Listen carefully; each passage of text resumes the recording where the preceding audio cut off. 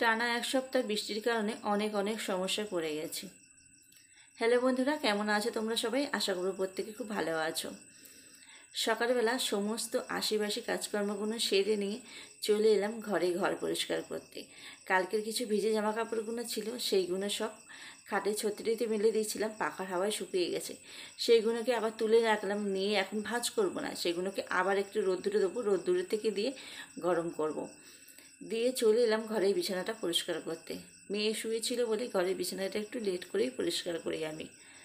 তা ঘরের বিছানাটা যদি পরিষ্কার না থাকে না, ঘরটা পরিষ্কার একদম লাগে না।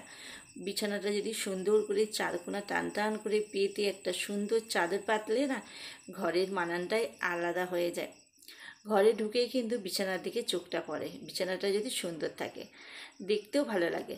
টান টান করে চাদরটাকে পেতে নিয়ে একটু ঝাড়ু দিয়ে ঝেড়ে নিলাম, নিয়ে বালিশগুলোকে গুছিয়ে দেবো, দিলে বিছানাটা কত সুন্দর দেখতে লাগবে।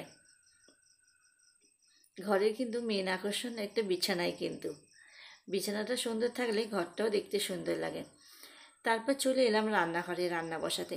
এখানে ডিম আলু সিদ্ধ দিয়ে ভাত বসিয়েছিলাম সকালে খাওয়ার জন্যে। আজকে আর সকালে সেরকম কিছু তরকারি রান্না করব না। আর মাংস নিয়ে এসেছি, মাংসটাকে একটু ধুয়ে বেছে রেখে দেবো, এখন আর রান্না করব না। ওই যে প্রথমেই বললাম, টানা এক সপ্তাহ বেশি হয়েছে, বৃষ্টি হয়েছে। বৃষ্টির কারণে একটা জামা কাপড় কাচাকুচি করতে পারছি না, অনেক জামা কাপড় জড়ো হয়েছে। আজকে একদম ঝেড়ে রোদ উঠেছে, দেখো কত সুন্দর রোদ উঠেছে, আকাশটা কিন্তু দারুণ লাগছে দেখতে।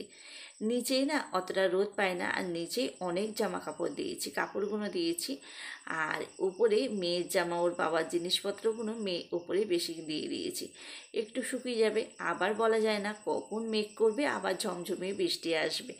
এইটাই না, বিকেলের পর থেকে ভীষণ বৃষ্টি হয়েছিল, তাও তো জামা কাপড়গুলো শুকিয়ে গেছে।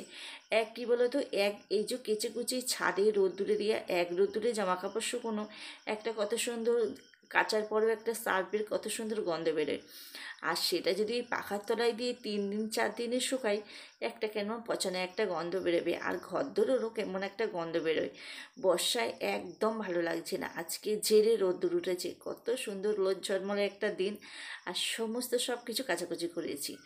তার মধ্যে রান্না সেরে চান ধান করে এখন খাবার খেতে চলে এসেছি, মানে ভাত বাড়তে এসেছি। মাংসের কালারটা দেখেছো কত সুন্দর হয়েছে।